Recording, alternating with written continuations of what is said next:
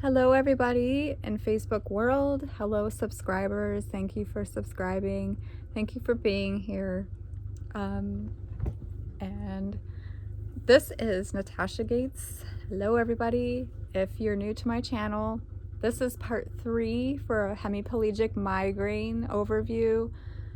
1 and 2 gives you a basic comprehensive view about, well, not a view, it's giving you the basic fundamentals of what migraine is and what hemiplegic migraine encompasses and what it is essentially. So this video is completely subjective, which means that I'm going to tell you what it's like for me to experience a hemiplegic migraine personally, and talking about it is not my favorite thing to do. It's very anxiety provoking for me, and it's not easy. So if I seem to kind of travel off somewhere, forgive me. If I'm not doing my best at speaking in a way that makes sense, I am sorry. Or actually I should say I apologize, because I don't really like the word sorry. I think it's kind of, we'll just forget about that. But yeah, hemiplegic migraines are terrifying. Is there anyone out there that's listening that gets them? Are you out there? Yeah? No? Some people do, some people don't. Yeah. So if you need to, go back to part 1 and part 2. If you're listening to this to help a loved one or a spouse or family member or a friend, this part of the video is just going to be me talking about what happens to me. These symptoms and signs are significant to myself, and they do not reflect those of everyone as a whole. These are not symptoms and signs based on any kind of research or any other kind of material that I have read. These symptoms and signs, again, are just my own. So don't just count your own symptoms if they're not as severe as mine. And please don't be afraid of what I'm going to explain to you, because it's just unique to myself and how I experience hemiplegic migraines and how they present in my own biology. So here we go. I put it off for 3 minutes now. When I start to understand that I'm having a hemiplegic migraine, what happens first is that I get tingling in my thumb and in my index finger, and that happens first. And I usually go like this, and I'm like, okay, you know, my thumb is getting numb, and pretty soon I'm not going to be able to feel it, and then that's called the paralysis. Like, it's just dead weight, you know. And then I call it the Neurological March, because the tingling and the numbness marches throughout my body. It goes from one side, and the numbness will travel up my forearm, and then it will then go up my arm. And the time frame for this part would probably be about 5 minutes. But immediately, I know right here. The pain doesn't start usually until after all of this wild stuff is finished. Sometimes I get pain in my head before all this wild stuff starts. So it's different every time. The signs and symptoms that I experience are similar each time, but they don't present themselves the same each time, which makes it even more scary, because you're thinking, okay, I'm getting these symptoms that completely mirror and mimic those of a real stroke, you know. So not calling 911 is a gamble, but then again, I've been evaluated. I've had MRIs, I've had EEGs, I've had CAT scans, I've had all these neurological tests, etc.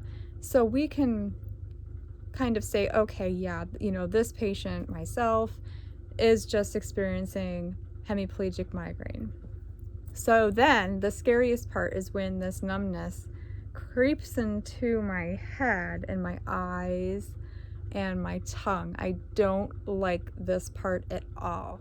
Not that I like other parts of this migraine.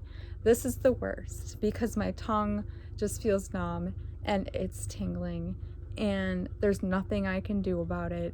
It's not something where you can just reach in and fix something. Like if you have a pain in your shoulder, you can massage it and make it feel better. This kind of stuff is neurological and it's complex, and you can't just put your hands on your head and fix it. It's so internal and on a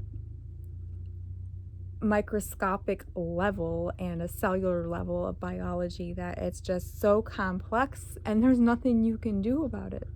So here I am. What do I feel like? What am I experiencing? I'm experiencing extreme terror, fear, helplessness, anxiety, sometimes panic, just complete confusion. I feel very upset, sad, depressed. All these symptoms are happening at the same time, but most I'm scared. I'm so scared because it's so scary and nobody can help you. You have to just wait until it's over with and then go try to ground yourself, and you know, I can try to make sense of it, why it happened, try to figure out, did I eat something that made this happen, whatever. So anyways, it'll go through my brain this way and then somehow end up on the other side. And then the numbness then comes down, which is very interesting because here it's marching up and then through the brain and down this extremity into the distal part of my extremities, which is my phalanges or fingers, whatever ones you prefer. So then I start to experience the tingling and numbness here, here, and then lastly here. So what does that say? It's almost like a pattern of like radial nerve to ulnar nerve, the glossopharyngeal nerve, which is like here for your tongue. Hopefully I said that right. It's been a long time since I did cranial nerves. And then it just goes back down and starts at radial again and then ends at ulnar. And then the numbness, does it ever go to my lower extremities, meaning my legs or my feet? I think it only did once, where I actually felt like I needed a wheelchair because I couldn't walk. Like I said, it's different every time, which makes it even more scary. You know, like for example, when you get a cold, you understand what's going to happen. You're like, okay, I anticipate myself having a runny nose. I anticipate myself having a mild headache. I anticipate myself sneezing, right? Familiar things. The more familiar things are to you, the less anxiety provoking it will be, and then you can move on with your life much better than you would if you're getting these sporadic, episodic, you know, crazy sensations happening to your body that make absolutely no sense, and they come out of nowhere, you know, and it's just like very little do neurologists know of like why this happens? It's like, and why do I have to have all this shit happen to me all the time? It's like, I can't catch a fucking break, right? Like, does anybody out there feel that way? Like, you just can't catch a fucking break?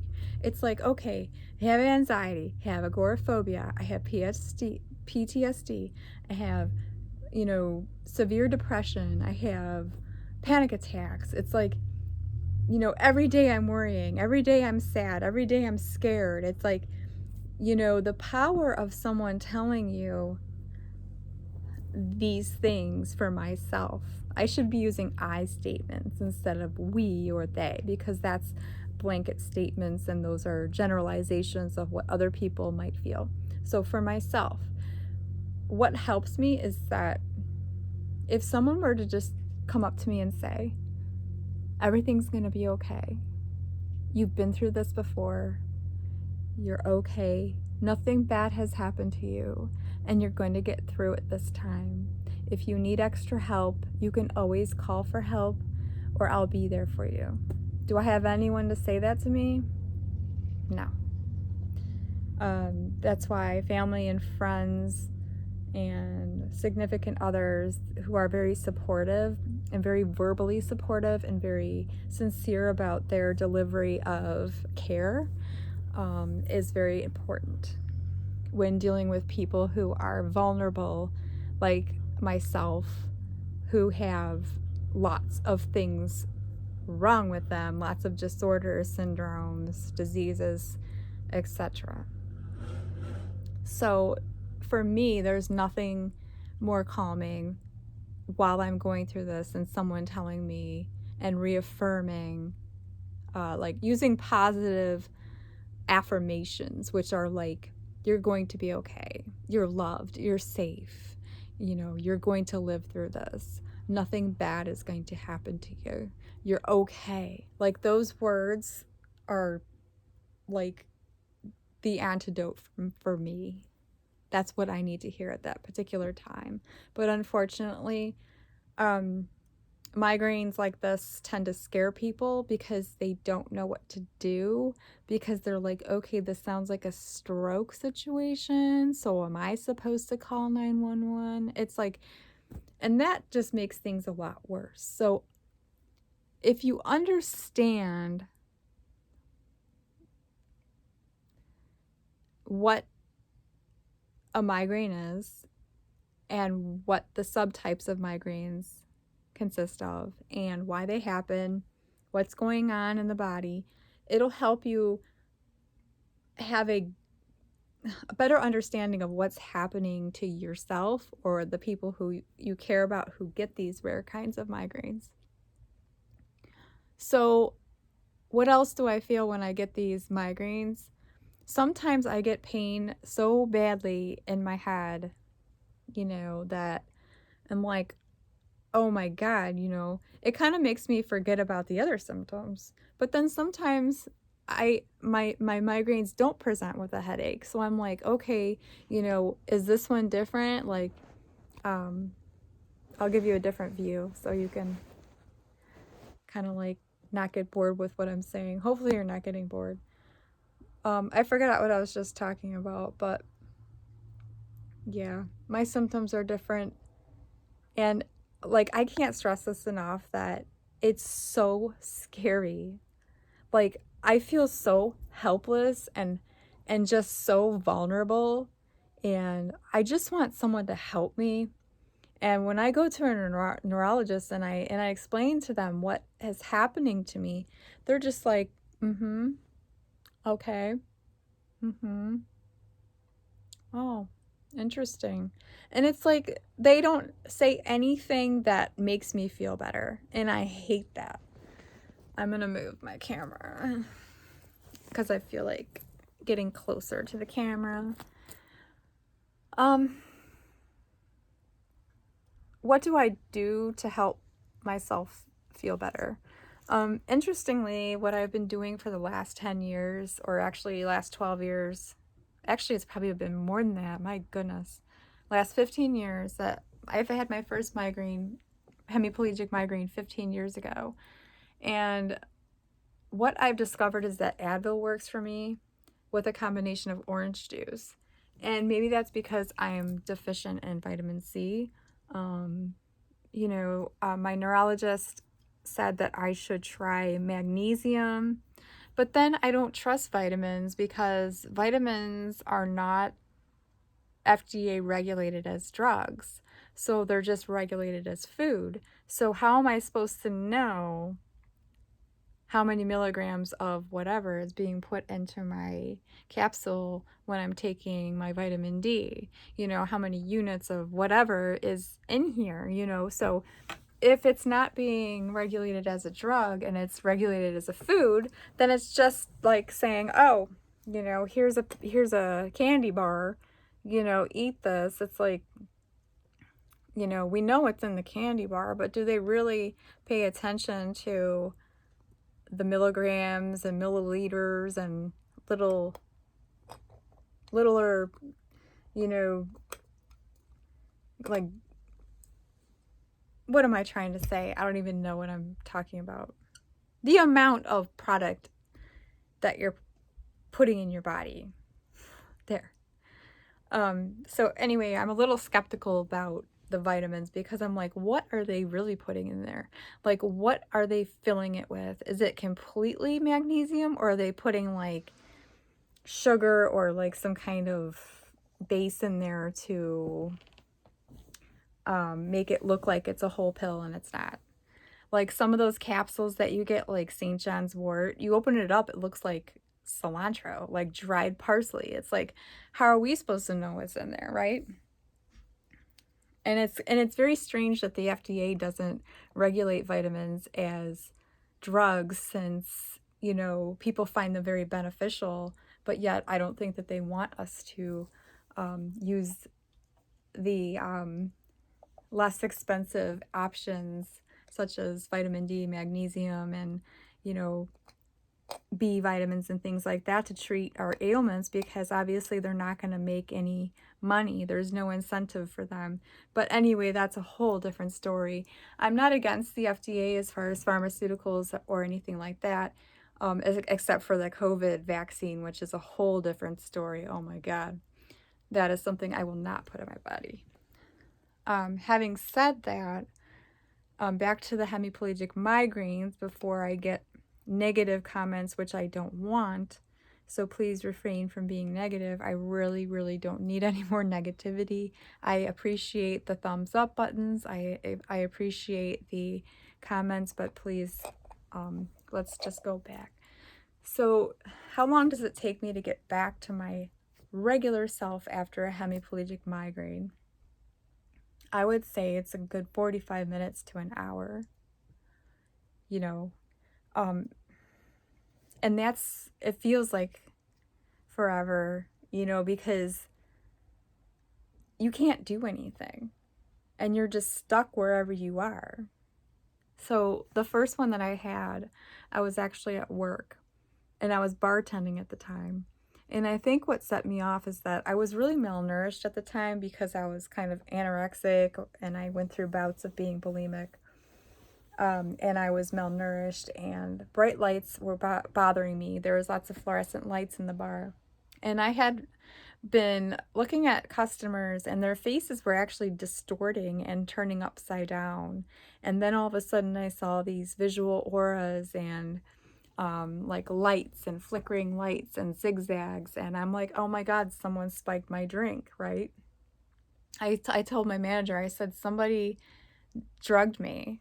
And he's like, do you want to go home? And I said, no. I said, I can't go home because I can't drive. I can't see. I can't feel my hand, And it's frightening. Yes, every time I get a migraine, I do see those visual aura symptoms. Like it usually starts out really small in the corner of my eye, and then it gets bigger and bigger and bigger. Like if you were to put a diamond in the sun and flash it onto the walls, that's what it looks like inside of my vision. And sometimes it gets darker. Sometimes it takes up so much vision that I can't see where I'm going. Sometimes the lights are brighter, sometimes the spots are bigger. So it's just really frightening. And so if you know anybody with a hemiplegic migraine diagnosis, be nice to them. I mean, really try to have some empathy and compassion and try to understand their condition instead of saying, oh, you're just having a headache. No, it's not just a headache. It's a neurological disease that deserves a lot of care and a lot of compassion. There's probably a lot that I haven't talked about. Some people get nausea. Like, I'm a sporadic hemiplegic migraine sufferer, which means that I don't know anybody else in my family that has them. However, my son is a familial hemiplegic migraine sufferer, which means that he knows that he inherited it from me. It is very linked to genetics, and unfortunately my son gets them the same way I get them, but his present with major nausea and vomiting. So he will vomit for hours and hours, and his actually lasts for days and days. And they started when he was about 13. So he had more of an early onset than I did. Mine started when I was about 25.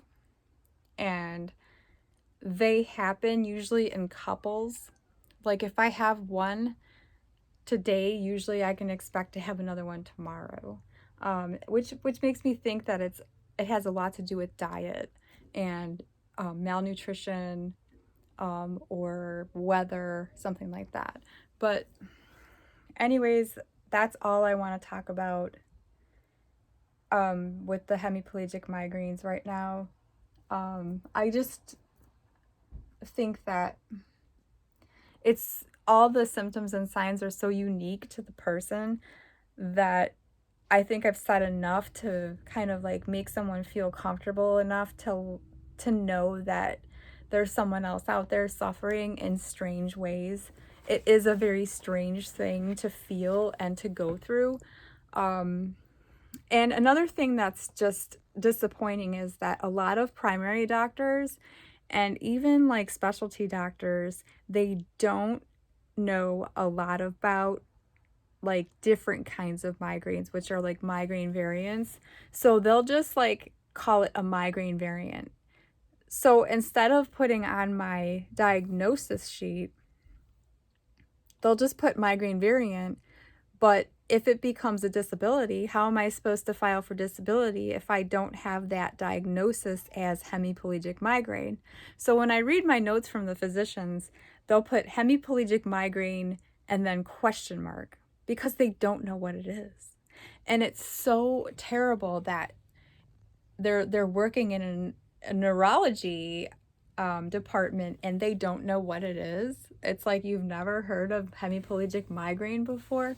It just, I don't know. It varies from hospital to hospital. Usually it's because you'll get a physician or a specialist neurologist that did very little research or does very little research. So of course they're not going to know as much as the next doctor who is really into research, and so they're going to know more. And that is the standard of quality that changes within hospitals.